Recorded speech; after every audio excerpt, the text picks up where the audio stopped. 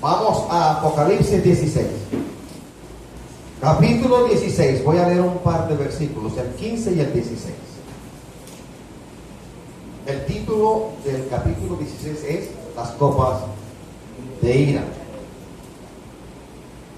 Apocalipsis 16, 15 dice, y leo en el nombre del Padre, del Hijo y del Espíritu Santo. He aquí, yo vengo como ladrón. Bienaventurado el que vela y guarda sus ropas, para que no ande desnudo y vean su vergüenza. Y los reunió en el lugar que en hebreo se llama Armagedón.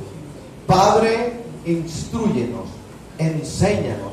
Yo pido por espíritu de sabiduría, espíritu de revelación de tu palabra para cada uno de nosotros, Señor. Espíritu Santo y Fuego, ven en el nombre de Jesús. Ven, instrúyenos, ilumínanos. En el nombre de Jesucristo te lo pido y te doy gracias. Desde el capítulo 6 hasta el capítulo 19, uno encuentra de manera sucesiva juicios del Señor o plagas. Cuando yo leo de manera desasosegada el capítulo 16, evidentemente está hablando de un juicio, de unas plagas. La sucesión es 7 sellos, 7 trompetas, 7 copas. En el capítulo 16 se hace un paréntesis, porque el tenor del capítulo 16 es juicios en forma de copas. Sin embargo, en medio del capítulo 16 se abre un paréntesis y el versículo 15 es un paréntesis, es una pausa, es un interludio. En literatura se conoce como apóstrofe. Apóstrofe es una figura de dicción de la cual o que consiste en lo siguiente: uno está escribiendo o uno está hablando y de manera abrupta hace un paréntesis, interrumpe el discurso o interrumpe el escrito y empieza uno de manera vehemente, enfática, a dirigirse a alguien que está ausente o presente. Eso es el apóstrofe. Cuando uno viene leyendo el capítulo 16 y los capítulos anteriores y los que vienen después, uno y lee el versículo 15, se da cuenta que aquí hay un llamado de atención. Es una interrupción, es un énfasis que el Señor hace. Así que reitero, el versículo 15 de 16 de Apocalipsis es una especie de interludio, de pausa o de paréntesis en el relato del juicio de la sexta copa. Está hablando del juicio de la copa número 6 o sexta copa. Apocalipsis 16, 12 dice así: el sexto ángel derramó su copa sobre el gran río Éufrates, y el agua de este se secó, para que estuviese preparado el camino a los reyes de Oriente. Aquí le quiero decir algo. Quiero resaltar que los juicios descritos en Apocalipsis, sellos, trompetas y copas, son juicios escatológicos en naturaleza y en ejecución. El término escatológico proviene de una palabra en griego bíblico que es escatas. Escata significa postrero, último. Así que se refiere con esto a cosas que no han ocurrido todavía. Y estos juicios son, cuando digo que son escatológicos, quiero decir, tienen su cumplimiento en el tiempo humano, no ahora, sino después de ciertos acontecimientos de los cuales habla la Sagrada Escritura. Son escatológicos, preparados para el porvenir por el Señor en su naturaleza. Así lo estableció el enólogo divino, en la agenda divina. Y en su ejecución es algo que viene de Dios y no por algo espontáneo en la naturaleza. Recordemos además que el tema central de Apocalipsis es o está relacionado con la segunda venida del Señor a la tierra. Antes de la segunda venida del Señor a la tierra, hay una intervención divina, una intervención judicial. Y con esto quiero decir, hay juicios del Señor preparados para la humanidad. Al final del tiempo, cuando uno estudia y enseña la historia de la Biblia, generalmente uno agrupa los periodos que abarca la historia de la humanidad en dispensaciones.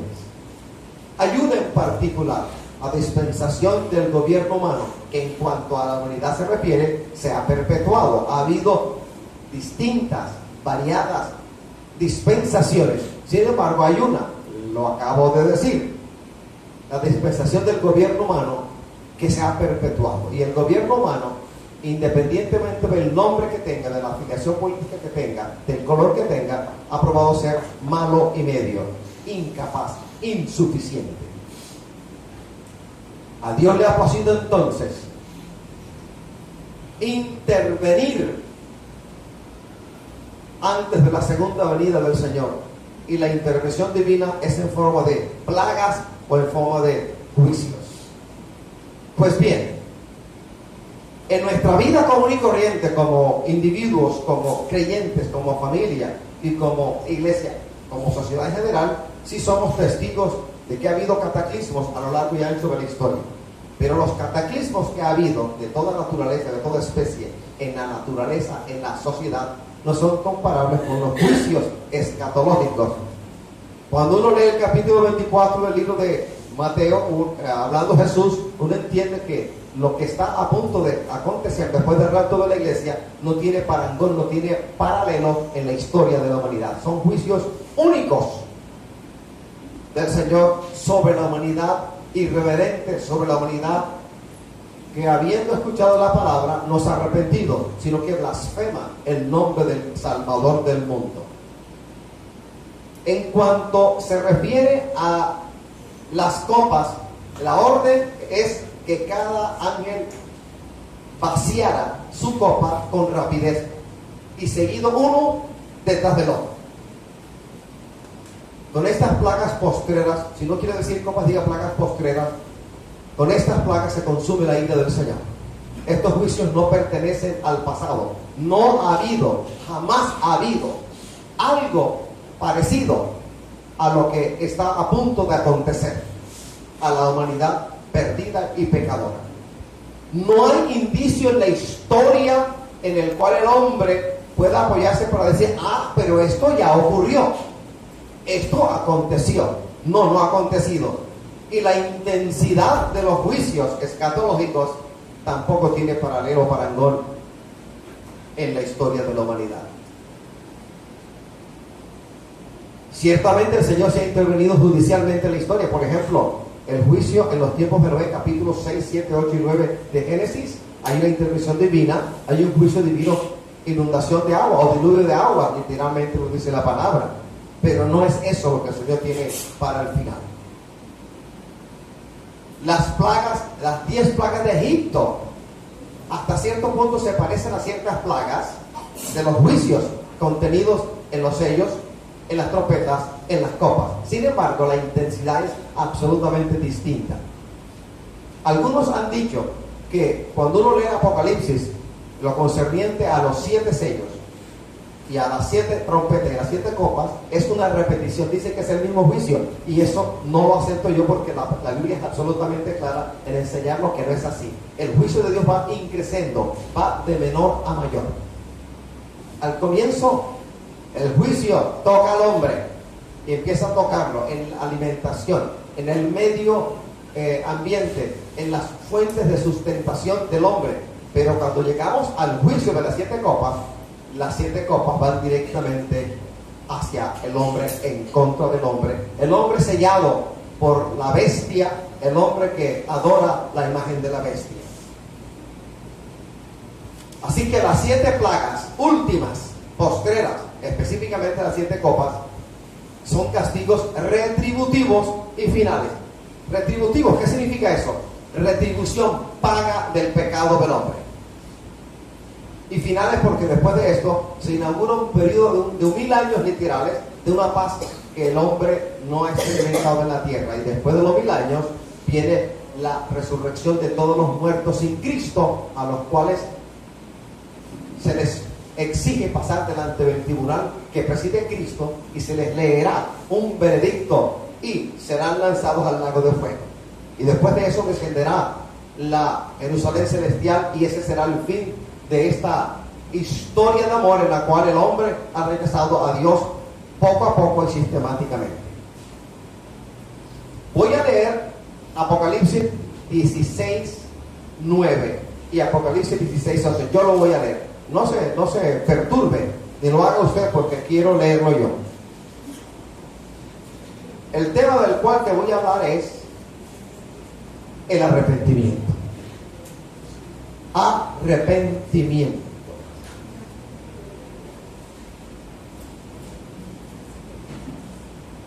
Apocalipsis 16:9, derramamiento de la cuarta copa o plaga, dice: y los hombres se quemaron con el gran calor y blasfemaron el nombre de Dios, que tiene poder sobre estas plagas, y no se arrepintieron para darle gloria. A pesar de saber el hombre irredento de espaldas al Señor, que durante la semana 70 de la profecía de Daniel 9:24, los juicios que están cayendo, las plagas que están cayendo sobre ellos, vienen de Dios, blasfeman el nombre de Dios y no se arrepienten. Y a veces nosotros, de manera romántica pero equivocados, creemos que si el Señor le muestra el cielo más de 4 o el infierno más de 4, estos se van a arrepentir. El corazón del hombre es tan perverso que a veces nosotros desviamos la mirada del corazón perverso del hombre sin Cristo Jesús y le echamos la culpa a las tinieblas. Yo no puedo hacer lo que hizo un predicador que vino hace mucho tiempo de República Dominicana. Él decía: el diablo tiene la culpa, y aunque no tenga la culpa, él tiene la culpa. No.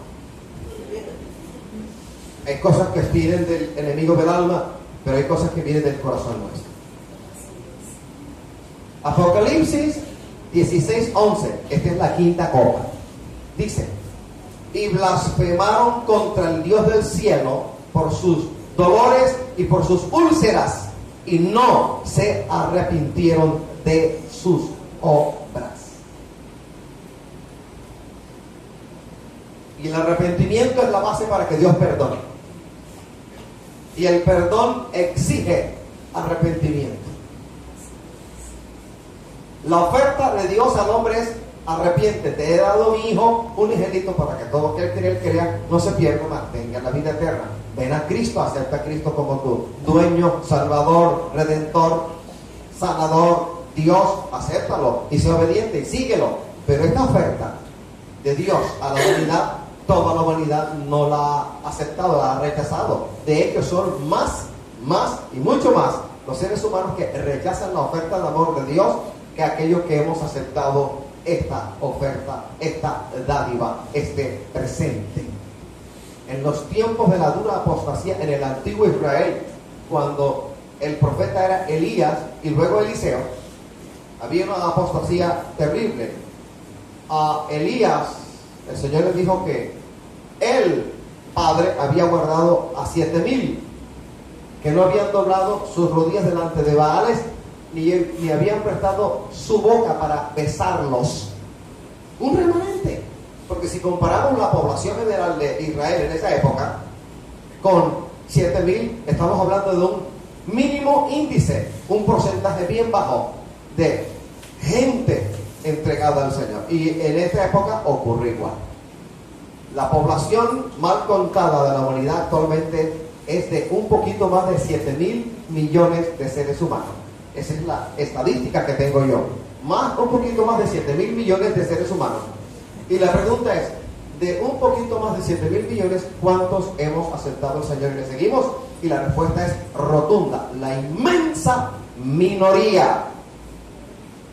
Pregunta: ¿y por qué ocurre esto? Porque cuando Dios decidió crear al hombre del polvo de la tierra, Ish, y luego a Isha, la mujer que salió de él, entre otras facultades, el hombre le dio al ser humano la capacidad de libertad de voluntad, libre albedrío, capacidad de tomar decisiones. Y tú siempre tendrás la capacidad de tomar una decisión cualquiera que quieras. Eso nadie te lo va a arrancar, ni siquiera el que te lo dio, el que te hizo, el que te dio la vida por tus padres y te dio libre albedrío o independencia o libertad de voluntad, no te va a arrancar esa capacidad que tú tienes.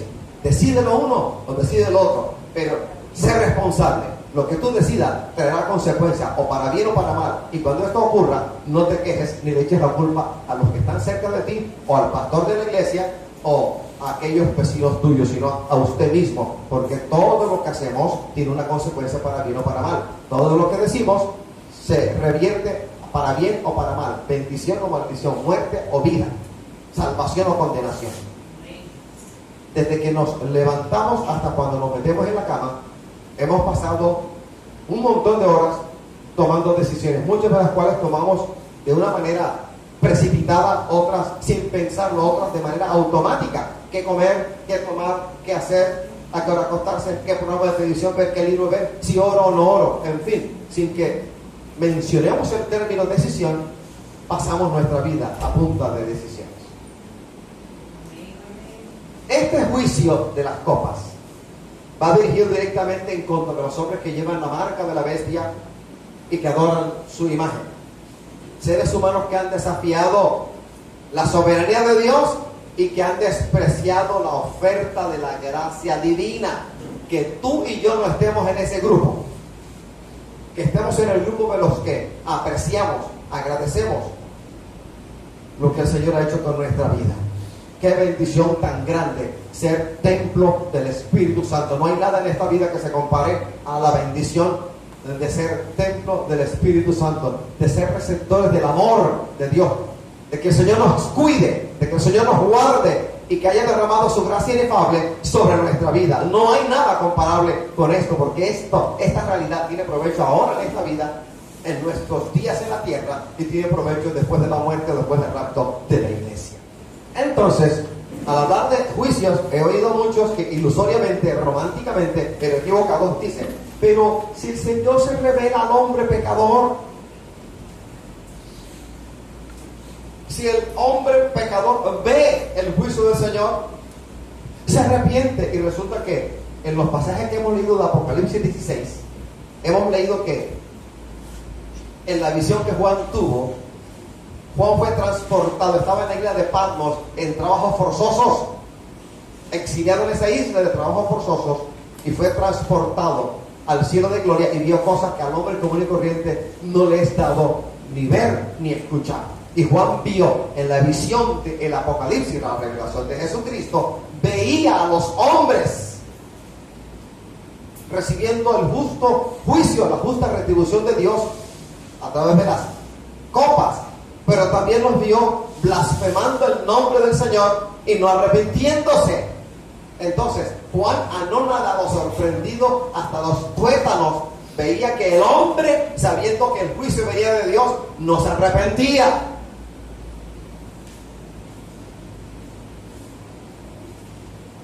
La dureza del corazón del hombre, es ahí el lío. No el ataque de Satanás, es realmente la dureza del corazón del hombre. Esta dureza del corazón del hombre lo arrastra al fracaso y lo arrastra para el día de la ira de Jehová, el Dios de los ejércitos celestiales. El desobediente, el que rechaza el galardón de Dios, la honra de Dios, se granjea para sí juicio, retribución. Romanos capítulo 2, versículos 5 y 6 dice de esta manera: pero por tu dureza y por tu corazón no arrepentido, atesoras para ti mismo ira para el día de la ira y de la revelación de los justos juicios de Dios, el cual pagará a cada uno conforme a sus obras.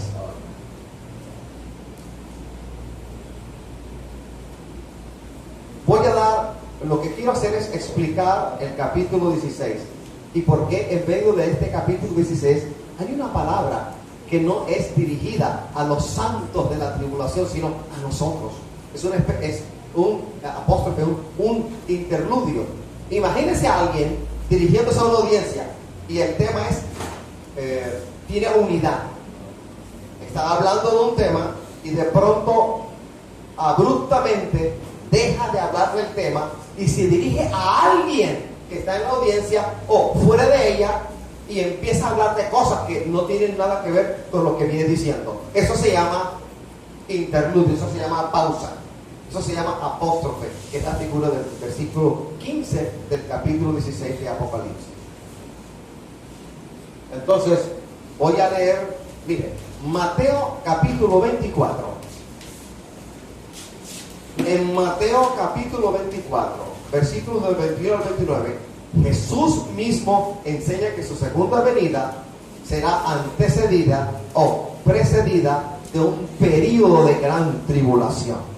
En el Antiguo Testamento, cuando uno lo lee extensivamente, este periodo de tribulación se conoce como el día del Señor. Entonces hago un alto para explicar algo. Estamos en la escuela dominical, estamos aquí para aprender. Cuando hablamos de la segunda venida del Señor hay que distinguir dos momentos. Un momento primero es el rapto de la iglesia, el arrebatamiento o rapto de la iglesia. Cuando la iglesia es arrebatada, raptada, como lo dice la palabra, por ejemplo, en 1 de Tesalonicenses capítulo 4, versículo 3 en adelante. Cuando se da el rapto de la iglesia, empieza el cumplimiento de un periodo profetizado, anunciado en Daniel 9:24, de 7 años o semana de años.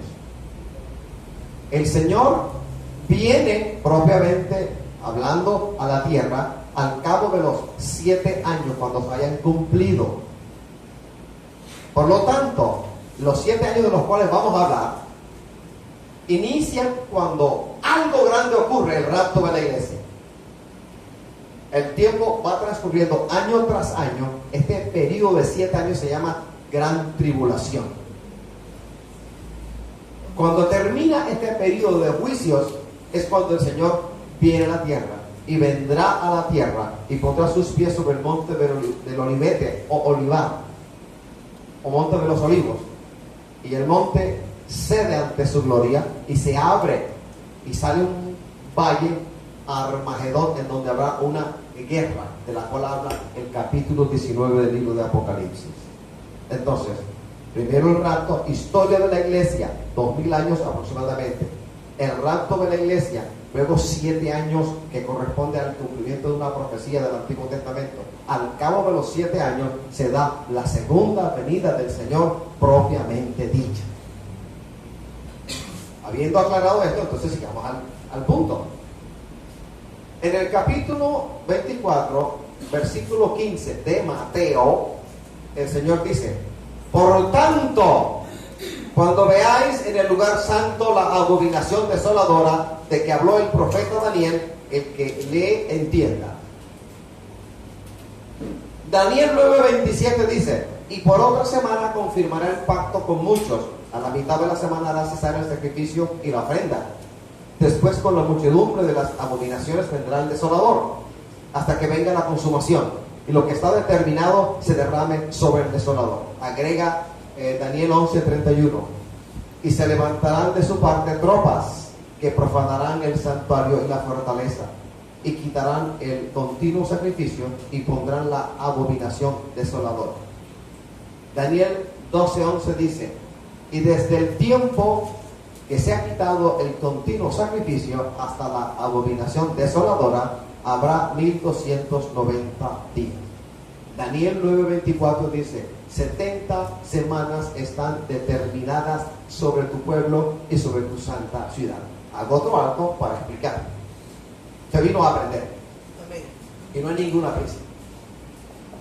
Hoy es el día que el Señor hizo para que nos congreguemos y seamos pacientes a la hora de escuchar su palabra. Amén. Gran tribulación, abominación desoladora. Este acontecimiento está por darse durante la semana última, semana 70 o semana de 7 años, en la manera judía de contar el tiempo. Cuando hablamos del lugar santo y de ofrenda y de sacrificio, estamos hablando evidentemente de templo. Templo. En la actualidad, los judíos no tienen su templo, no lo tienen. El lote del templo original, el lote del templo de Salomón, está ubicado en territorio musulmán. La mezquita de Aqsa y la mezquita de Omar. Así que al presente es imposible que el hermano judío construya su templo en el lote original del templo de Salomón, porque es hoy en día territorio musulmán. Pero habla de templo. Entonces, voy a la historia. Año 168 antes de Cristo. Diciembre de ese año. Hubo un rey, había una dinastía de reyes. Los reyes del norte y los reyes del sur, como lo dice Daniel capítulo 11. Los reyes del norte eran de origen seleucida. Eran reyes seleucidas. Dinastía seleucida. Esa palabra proviene de un nombre, Seleuco. Seleuco es el nombre de uno de los 4 generales de Alejandro Magno, que recibió una parte del territorio cuando Alejandro Magno muere. Los reyes del sur, los Ptolomeos. Ese nombre proviene del nombre Ptolomeo, otro nombre griego de otro que era general, de los 4 generales de Alejandro Magno, que recibió la parte correspondiente a Egipto. Seleuco, Ptolomeo, Casandro y Lisímaco fueron los 4 generales en los cuales se dividió el vasto territorio del imperio griego macedónico a la muerte de Alejandro Magno. A la larga la historia me enseña que hubo 2 que prevalecieron en el tiempo: Seleuco en el norte y Ptolomeo en el sur. Pues bien, de la dinastía seleucida, uno lee la dinastía de reyes, sus herederos, y aparece una figura, un rey que es un tipo del anticristo. Yo leo a Juan, y Juan dice que ha habido anticristos en la historia.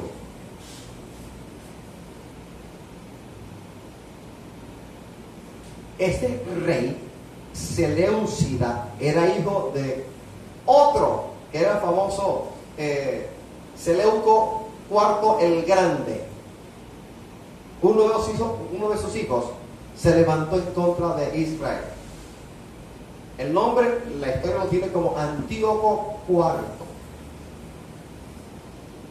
Él se puso el nombre de Epífanes, que significa excelso, casi Dios. Así que lo conocemos en la historia como Antíoco Epífanes IV. Este rey hizo algo diferente, contrario a lo que hicieron los reyes que le antecedieron.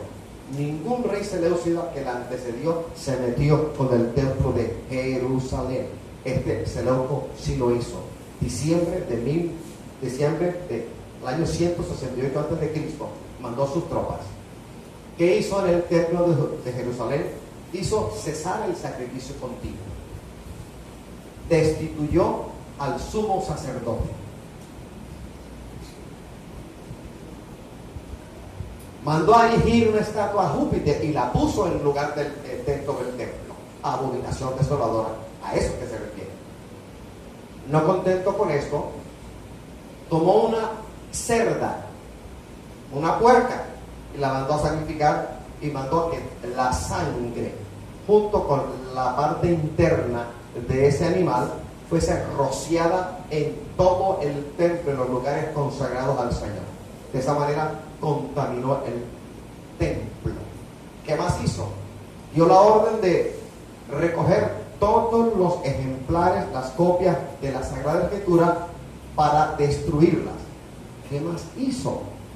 Mandó a quitar la vida a todos aquellos en cuyas manos encontraban una copia de la Sagrada Escritura. Pero también hizo algo más. A las familias judías las vendió, las esclavizó y las vendía. Todo este proceso se llama como desolación.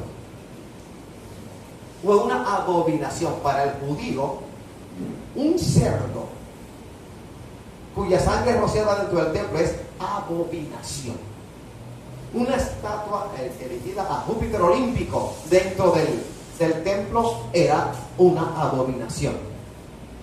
Eso que hizo este rey Seleucio, Antíoco Epífanes IV, es lo que durante el periodo de la semana 70 de Daniel, el anticristo escatológico llevará a cabo. Lo que significa de que al final habrá templo.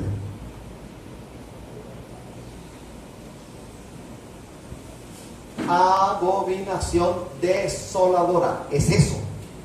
Contaminación del templo y colocar cosas que contravienen el orden judío.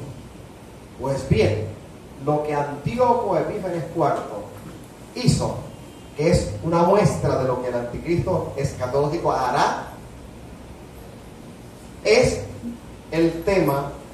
uno de los temas de la semana 70, la retribución dada a un hombre en particular, la retribución dada a la humanidad en general. Pues bien, Daniel 9:24 literalmente dice 70 semanas están determinadas sobre tu pueblo y sobre tu santa ciudad. Esta profecía fue dada a un judío en el capítulo 9. El capítulo 9 de Daniel se abre con un modelo de intercesión, un modelo de cómo se debe interceder por los demás. La oración intercesora de Daniel por su propio pueblo. Cuando termina este periodo de intercesión profunda ante Jehová por el pueblo, el Señor se le revela, manda a Gabriel, un emisario angelical, a hablarle, a darle esta profecía. Y el ángel le dice: 70 semanas están determinadas sobre tu pueblo y sobre tu santa ciudad. Si Daniel era judío, entonces el pueblo de Daniel era el pueblo de Israel. Si Daniel era judío, entonces la santa ciudad era Jerusalén. Indiscutiblemente. Entonces, las 70 semanas, voy a repetir una vez más, el rapto de la iglesia, que la iglesia está esperando el rapto de la iglesia, el arrebatamiento, cosa de la cual muchos ya no predican. En muchas iglesias está prohibido hablar del rapto de la iglesia, porque hablar del rapto de la iglesia es hablar de la retribución justa de Dios al hombre que, conociéndole, se aparta. Y no predican porque hablar del rapto de la iglesia obligatoriamente es hablar de la necesidad de ser santos, puros y consagrados. Y ellos no quieren eso. La historia de la iglesia lleva 2000 y pico de años aproximadamente, un par de milenios. La historia de la iglesia empezó cuando Jesús es rechazado por el pueblo al cual fue enviado. Las ovejas perdidas de la casa de Israel, en su grupo, en su conjunto, en su grueso, la nación de Israel rechazó al Mesías prometido en el Antiguo Testamento. Lo rechazaron. 27-25 de Mateo dice: su sangre sea sobre nosotros y sobre nuestros hijos. Eso dijeron los judíos en la multitud ante Poncio Pilato. Se amarraron a la palabra que dijeron. Se autoprofetizaron, porque el judío ha pasado por cosas nada agradables y la palabra enseña de que habrá tribulación, cosa peor todavía de lo que ha acontecido a lo largo de su historia hasta el día de hoy. ¿Cómo empieza la iglesia?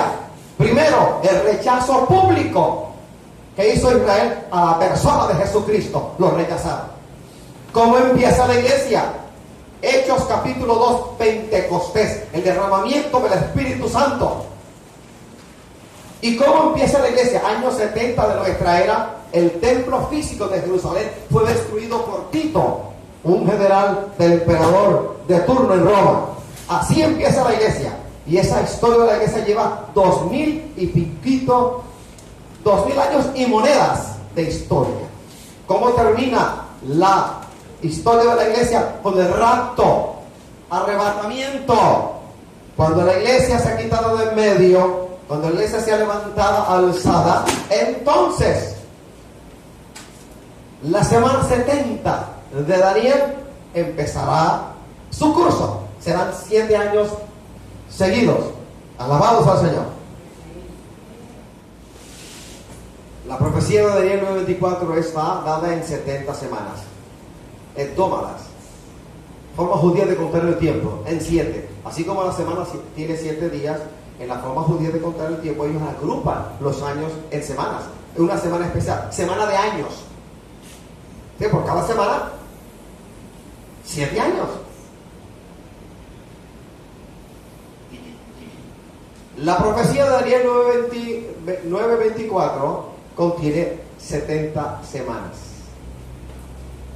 Semanas de años, o sea, 7, que es el número de días que tiene una semana, multiplicado por la totalidad, que son 70, da exactamente 490 años. El año profético es de 360 días. El año astronómico es de 365 y un cuarto de día.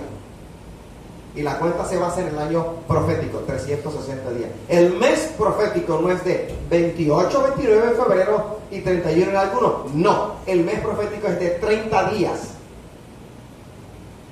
De la totalidad de 490 años, ya 483 se cumplieron. Son historia. La semana 69 se cumplió cuando Cristo se presentó a Israel como la ofrenda de paz, de amor, de misericordia y de perdón del Padre Eterno a esa nación. Hizo su entrada en Jerusalén cabalgando un pollino de asno nunca antes montado. Eso lo cuenta el Evangelio, los Evangelios sinópticos. Por ejemplo, en Mateo 21, los primeros 11 versículos. Allí se cumplió la semana 69. A partir de cuál, es que no tengo mucho tiempo, la semana 70, la semana de años, la profecía de 70 semanas, ¿cuándo empieza? Empieza en el año 445 antes de Cristo. ¿Qué pasó ese año? En ese año hubo un decreto, un edicto de un rey persa, Artajerjes Longimanó, en su 20º año de reinado. Él dio varios edictos relacionados con el regreso del pueblo judío que estaba en exilio a su terruño, pero particularmente ese decreto habla de la edificación de la plaza y de los muros de manera específica. Es el único decreto medo-persa que concuerda con la palabra profética. Así que a partir del año 445 antes de Cristo, usted cuenta 483 años y te lleva irremediablemente al momento en el cual Cristo se presenta cabalgando un pollino de asno nunca antes montado a Jerusalén. De los 490 años ya se cumplieron 483. La cuenta vamos a sacarla de otra manera. Si yo resto 483 de 490, ¿cuánto me queda? 7. 7 es una semana. Es una semana. ¿Cuál semana? Si la 69 se cumplió, la semana 70. Le invito gratuitamente a buscar el libro de Daniel. Vamos a buscar a Daniel. Daniel 9:24. 70 semanas están determinadas sobre tu pueblo y sobre tu santa ciudad para terminar la prevaricación y poner fin al pecado y expiar la iniquidad, para traer la justicia perdurable. ¿Quién se me quedó por ahí? ¿Quién se me quedó? Daniel, estoy leyendo Daniel 9:24 en adelante.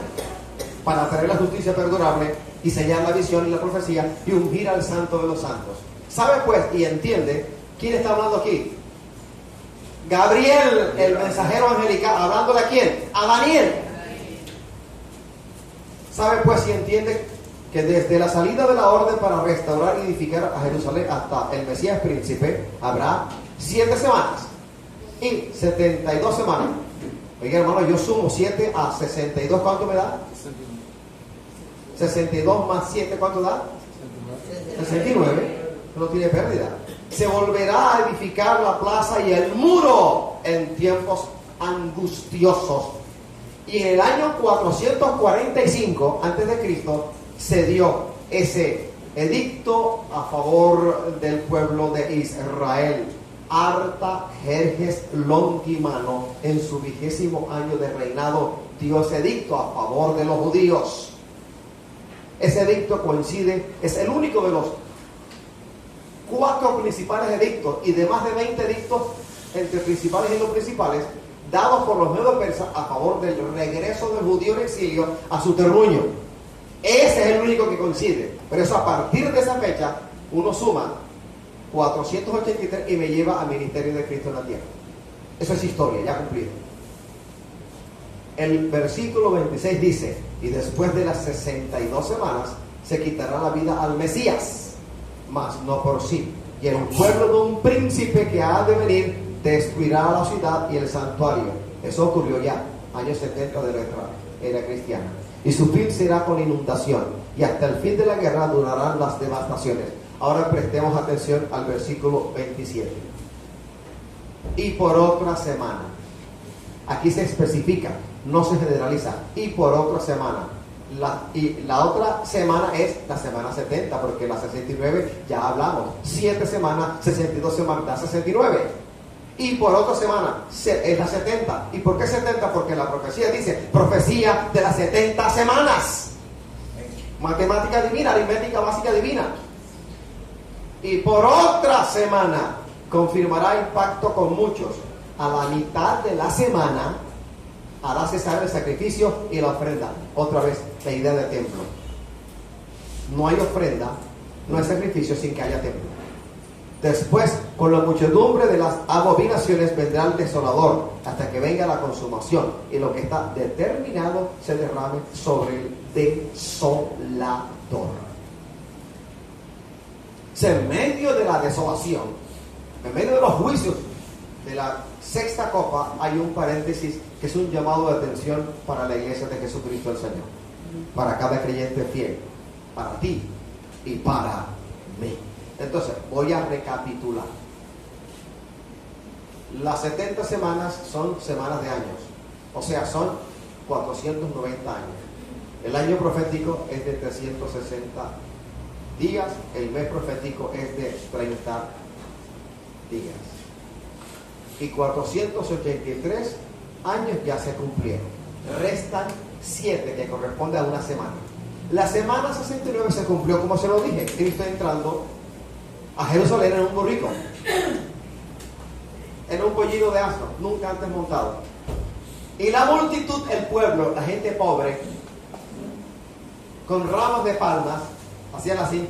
¿Y qué decían? Hosana, Hosana, Hosana. Hosana es una expresión hebrea que significa salvación ya, sálvanos ya. Y es lo que el judío tendrá que decir cuando el anticristo a la mitad de la semana 70 rompa el pacto y los persiga. Tendrán que decir obligatoriamente Hosana, Hosana, porque como la nación se negó a decir Hosana, Hosana, sino solamente los pobres, los niños, los poquitos que seguían al Señor cuando entró a Jerusalén, la mayoría tendrá que decir, perseguidos por el anticristo, Hosana, Hosana, que significa, reitero, salvación ya o sálvanos ya. Amén. La semana que aún falta por cumplirse, Daniel 9:27, corresponde a los 7 años de la tribulación escatológica, con la cual ha de iniciarse el día de Jehová. La expresión día de Jehová, día del Señor, es juicio del Señor contra la humanidad irredenta, terca, obstinada. Gracias, Señor. Para aquellos que están tomando notas, les quiero decir algo. Durante el periodo de tribulación, Israel sufrirá las persecuciones del anticristo. Jeremías 37. Vamos a leerlo. ¡Ay! ¡Cuán grande es aquel día! Tanto que no hay otro semejante a él. Tiempo de angustia para Jacob, pero de ella será librado. Cuando hablo de Jacob, está hablando de Israel. Tiempo de angustia, profetizado, dado, entregado para ti y para mí, para que leamos y estemos al pendiente de los acontecimientos que están a punto de llevarse a cabo. Entonces, ¿qué tiene que ver la iglesia con la tribulación? La iglesia tiene esta historia que le conté. La iglesia será liberada de la ira venidera mediante resurrección, transformación y traslado a la casa del Padre eterno antes que llegue el día de la ira. ¿Cómo será librada la iglesia de la gran tribulación? Por resurrección. Los muertos en Cristo resucitarán primero, y luego los que vivamos, los que hayamos quedado, seremos levantados juntamente con ellos en las nubes, porque el encuentro es en el aire. En ese momento estoy hablando del rapto de la iglesia. Cristo ahí no toca la tierra, ahí el encuentro es con Él en el aire, en las nubes. Todavía no es la segunda venida del Señor propiamente dicha, es el rapto de la iglesia. Dice transformación. Pablo en el capítulo 15 de 1 Corintios al final dice: os digo un misterio, no todos moriremos, pero todos seremos transformados. Porque para acceder al cielo de gloria, este cuerpo mortal tiene que ser transformado en cuerpo espiritual. Soma psukikon, cuerpo animal. Soma neumatikon, cuerpo espiritual. El cuerpo espiritual no es humo, no es algo etéreo. No es como en las clases de química. Yo recuerdo que había unos frascos con unos frascos de unos colores llamativos: fucsia, verde, azul. Cuando se destapaba, se quitaba la tapa, se vaporizaba y ya el contenido del frasco era menor. Eso no es el cuerpo espiritual, soma neumático, el cuerpo espiritual. El cuerpo espiritual que tú y yo, creyentes en el Señor, recibiremos, es el cuerpo que el Señor tuvo y tiene cuando se levantó de entre los muertos para nunca más morir. En ese cuerpo resucitó, en ese cuerpo se presentó a muchos, y cuando quiso revelarse a María Magdalena, se reveló. Cuando quiso tapar su identidad, lo hizo. En ese cuerpo atravesaba paredes. En ese cuerpo le dijo a un incrédulo de sus discípulos: ven, toca, mete la mano, toca. En ese cuerpo, aunque comió pescado y miel, ese cuerpo no tiene necesidad de alimento, porque así como el cuerpo natural es sustentado por la comida que uno consume, ¿qué sustenta el cuerpo espiritual? La mismísima gloria de Dios. Amén. Alabamos al Señor.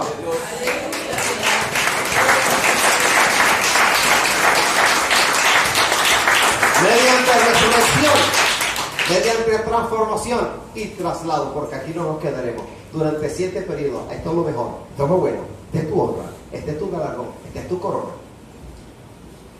Para el fiel, cuando sale el rapto, de pronto mueres mañana, nadie lo sabe. Y no me diga agorero o pájaro de mal agüero, porque el hecho de estar vivo significa que en cualquier momento uno puede morir.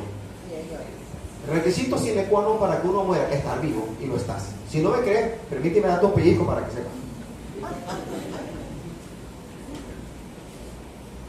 Sea que muramos o que vivamos, somos del Señor. Amén. Si muero en Cristo, parto a la gozosísima presencia de Dios, al paraíso, a la gozosísima presencia de Dios, en donde no hay llanto, ni dolor, ni enfermedad, ni infección, ni escasez de agua. Y si permanezco vivo y participo del rapto de la iglesia, entonces seré trasladado, seré transformado y luego trasladado. Mientras acá se dan los juicios del Señor, sellos, 7 sellos, 7 trompetas y 7 copas, aquí en la tierra, 7 años. En el cielo, trasladados ya, estaremos celebrando bodas del Cordero, y el festejo que sigue a las bodas del Cordero, y en medio del festejo de las bodas del Cordero estaremos recibiendo galardones.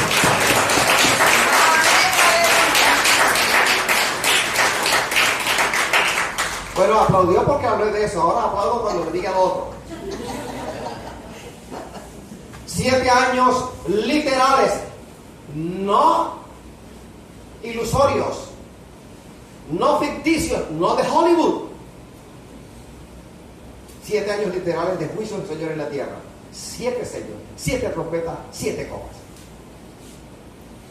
Arriba, bodas del Cordero, festejo de las bodas del Cordero. Y en medio de este festejo hay un tribunal que juzgará tus obras desde que te convertiste, desde que tu nombre fue escrito en un libro, el libro de las obras del creyente. Leas el capítulo 2 de Santiago y al final dice: así como el cuerpo sin espíritu está muerto, así la fe sin obras está muerta. Dice Tú dices que tienes fe, entonces actúa según la fe. Digo que tengo fe, yo debo actuar según la fe que tengo en el Señor. Dice que eres cristiano, vive la vida de conformidad con un cristiano. Digo yo que soy cristiano, debo vivir de conformidad con la palabra. Porque no es posible que diga, soy cristiano, profese fe y haga algo diferente a la fe que profeso. Allá hay engaño, hay mentira, hay máscara. Procedo al blanco. Escuche bien lo que la Biblia dice. Romanos 5:9. Romanos 5:9. Pues mucho más, estando ya justificados en su sangre, por él seremos salvos de la ira. Primera de Tesalonicenses 4, versículos 16, 17 y 18. Porque el Señor mismo, con voz de mando, con voz de arcángel y con trompeta de Dios, descenderá del cielo, y los muertos en Cristo resucitarán primero. Luego, nosotros los que vivimos, los que hayamos quedado, seremos arrebatados juntamente con ellos en las nubes para recibir al Señor en el aire, y así estaremos siempre con el Señor. Por tanto, alentaos los unos a los otros con estas palabras. Antes de ir, estando Pablo en la provincia de Macedonia, fundó iglesias en Filipo y en Tesalónica. Luego fue a Corinto. Estando en Corinto recibió una notificación de los hermanos en la iglesia de Tesalónica de que algunos hermanos que él conoció habían muerto. Y la muerte de los queridos hermanos de Tesalónica trajo tristeza profunda en el corazón, en la vida de los demás compañeros de milicia en Cristo en Tesalónica. Entonces Pablo escribe Primera de Tesalonicenses, entre otras cosas, para animar a los hermanos tristes o entristecidos, diciéndoles que sí, estaban con nosotros, sí, murieron, sí, se fueron, pero tenemos la esperanza de volverlos a ver. Y les habla del rapto de la iglesia, les habla del arrebatamiento de la iglesia, de los santos. Así es que esa palabra dada a los hermanos en Tesalónica es también dada a nosotros en Barranquilla. Hablemos de los 7 sellos. Son 7 sellos.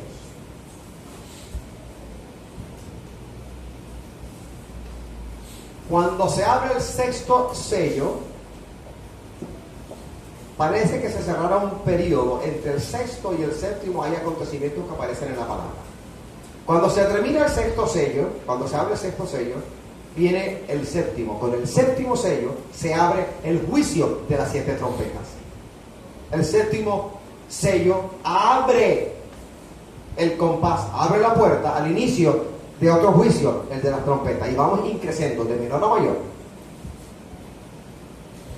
Los acontecimientos de los 6 primeros sellos abarcan 3 años y medio del total de 7 años de la semana de la tribulación. Semana de 7 años, la mitad es 3.5. 7 años, la mitad es 3 años y medio. Así que el juicio de los primeros 6 sellos abarca la mitad de este periodo, en el cual espero que usted no se quede aquí. La tribulación durará 7 años literales.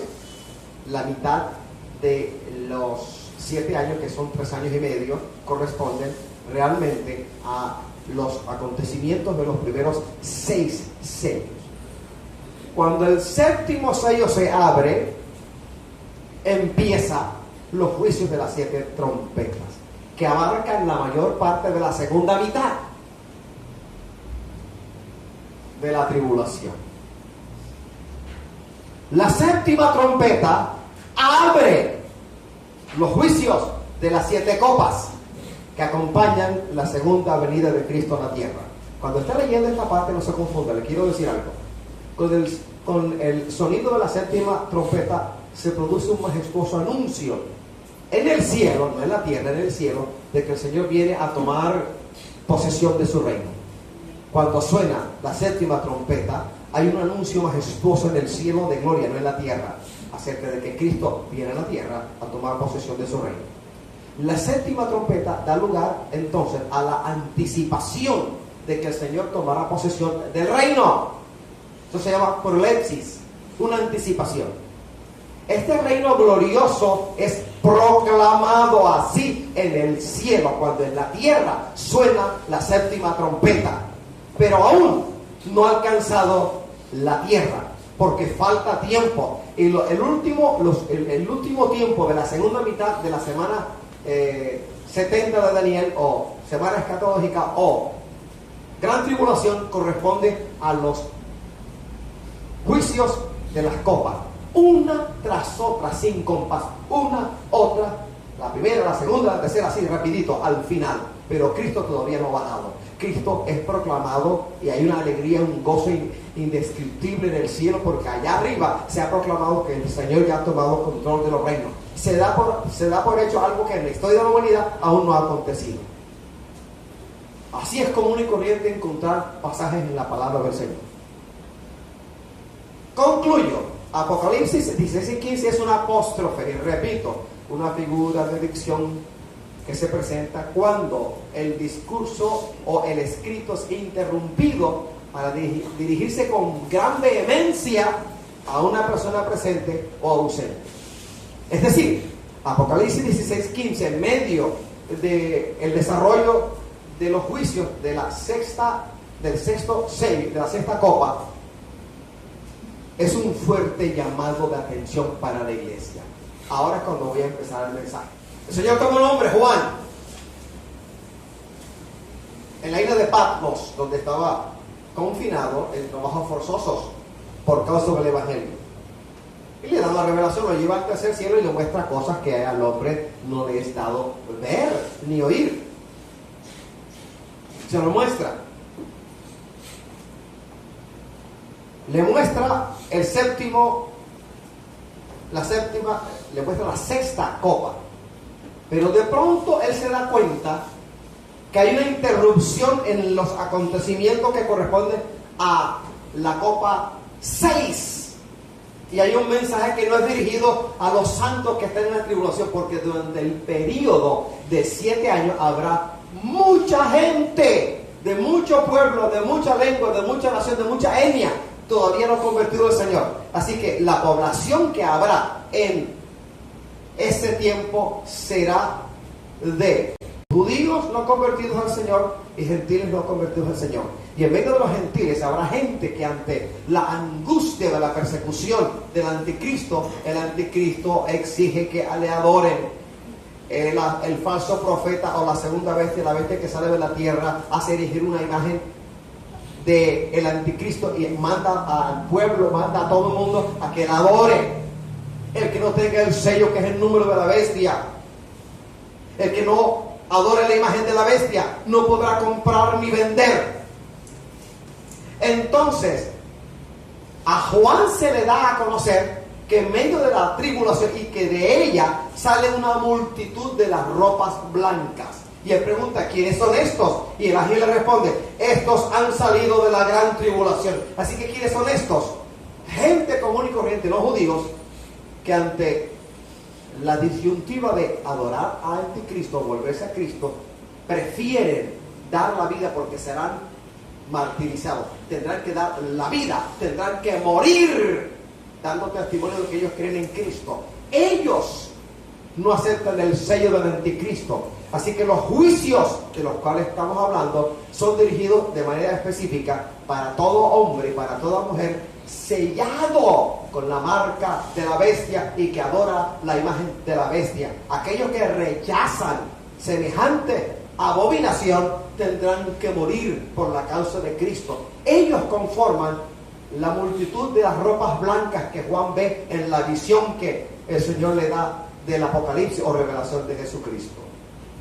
Pues bien, el versículo 15 dice, he aquí, yo vengo como ladrón. ¿No le llama la atención que hablando de juicios y juicios y juicios, hay un alto en el camino y un llamado de atención dirigido a ti y a mí? Porque esta palabra no es dirigida a los santos de la tribulación, no, es dirigida a nosotros. Yo vengo, erkomai en griego bíblico. Es tiempo presente que aquí se utiliza con función de futuro. Juan 14:13 dice, y si me fuere y os preparare lugar, vendré otra vez y os tomaré a mí mismo para que donde yo estoy, vosotros también estéis. Entonces, este pasaje habla del inminente regreso del Señor, de la venida del Señor. Pero antes de la segunda venida del Señor hay un acontecimiento. ¿Cuál es? El rapto de la iglesia. Primero rapto, 7 semanas, y luego la venida del Señor propiamente dicha, la segunda. El anuncio de la venida del Señor es una advertencia a la iglesia y a cada miembro desprevenido, tudurato y de espaldas a los días postreros.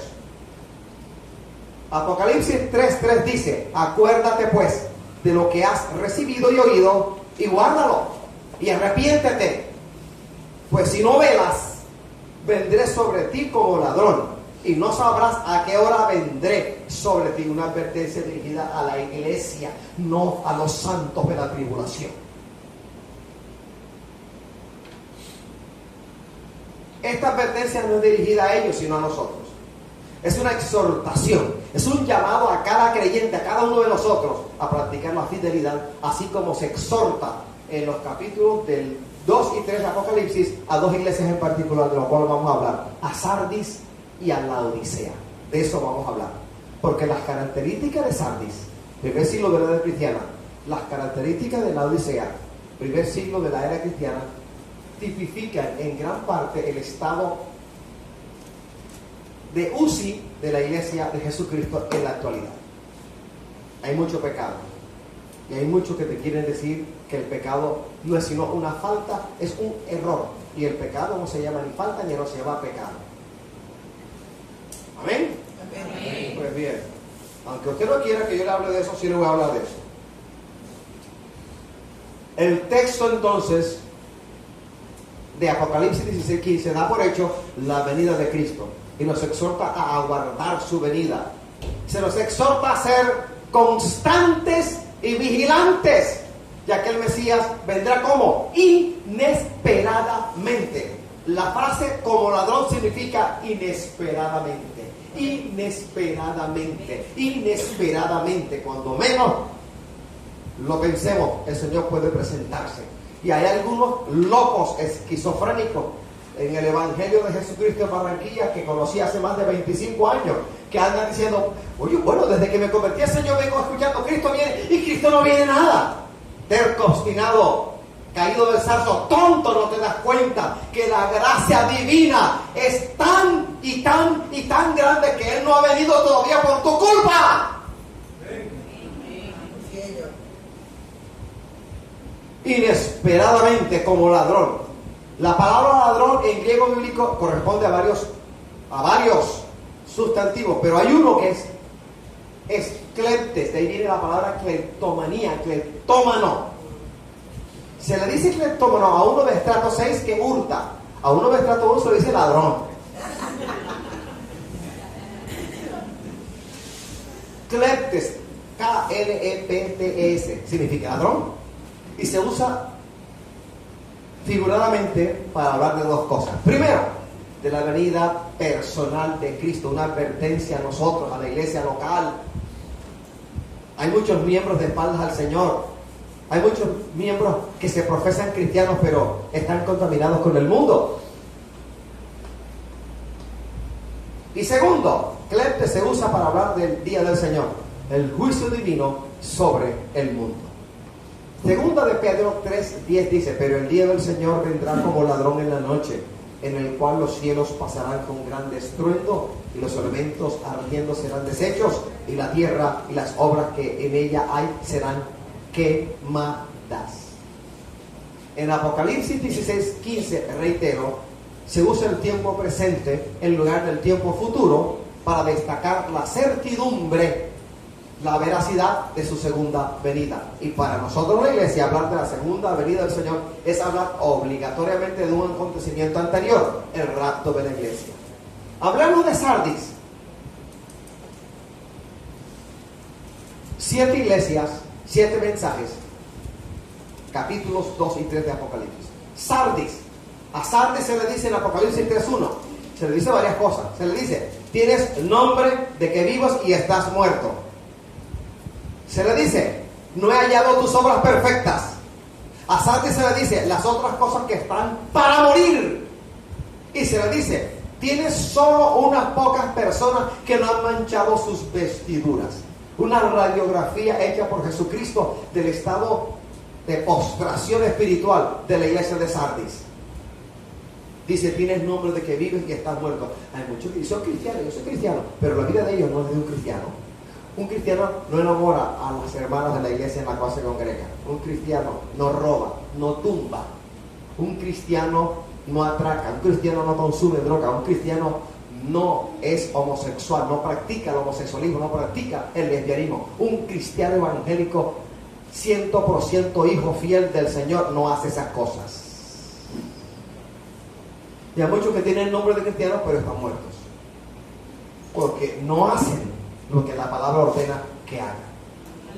No he hallado tus obras perfectas, es decir, el Señor le dio a Sardis, haz esto, haz aquello, y no lo hicieron. Pero vamos a hacer personal este mensaje. No he hallado tus obras perfectas, es decir, que lo que el Señor me mandó a hacer, yo lo haga la topa a otra, o no lo haga, o lo haga indolentemente, no puede ser.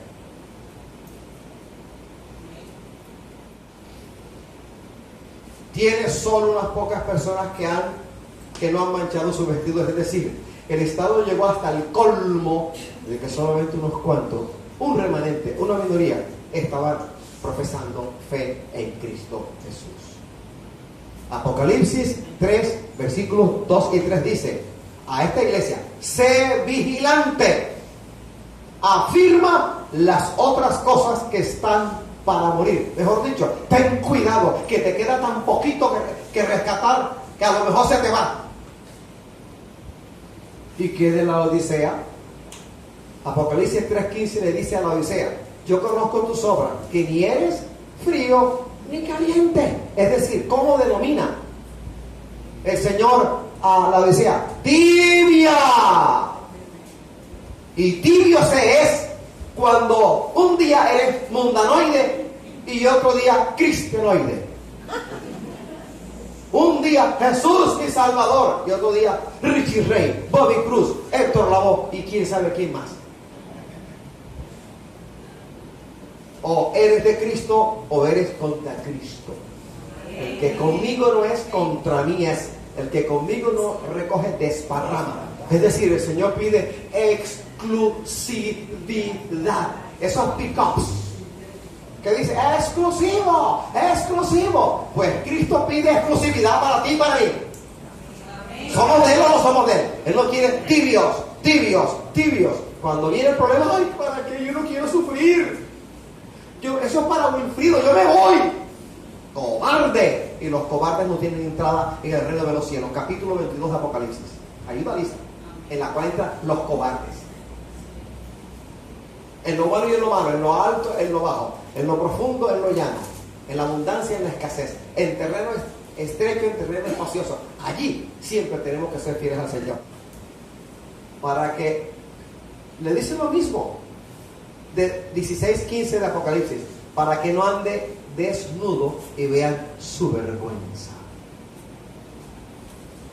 Aquí vergüenza bien podría ser un eufemismo. Eufemismo es una figura de dicción que consiste en decir algo con unas palabras sencillitas, dulces, refinadas, estilizadas, pomposas, para evitar de una u otra manera ofender a quien nos está escuchando. Un ejemplo bíblico, cuando uno lee el asunto de Abraham y de Sara se dice que ya no tenía la costumbre de las mujeres. No tener la costumbre de las mujeres es un eufemismo. Hoy en día podemos decir con libertad, no menstruó.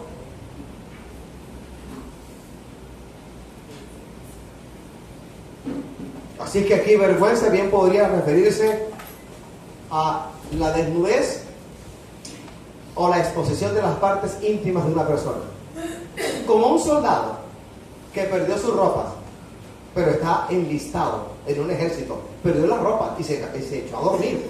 Y suena la alarma y sale corriendo porque el enemigo viene y no encuentra la ropa porque las perdió. Sus vestiduras las perdió. ¿Cuándo uno pierde su vestidura? Aquí literalmente no estamos hablando de ropa, no, la que nos ponemos. Estamos hablando de otra cosa. las obras santas de los santos. Alabados al Señor. Amén. Y por último te voy a leer 1 de Pedro 4:17, porque a lo mejor tú dices, hermano, todo bien, pero le tengo un comentario. Eso que usted ha dicho va dirigido al impío, al pecador. Sorpréndete. 1 de Pedro 4:17, 18 y 19 dice, porque es tiempo de que el juicio comience por la casa de Dios. Porque es tiempo de que el juicio comience por la casa de Dios. Y si primero comienza por nosotros, ¿cuál será el fin de aquellos que no obedecen al Evangelio de Dios? Y agrega, y si el justo con dificultad se salva, ¿en dónde aparecerá el impío y el pecador? Y sigue diciendo, de modo que los que padecen según la voluntad de Dios, encomienden sus almas al fiel Creador y hagan el bien. Póngase de pie.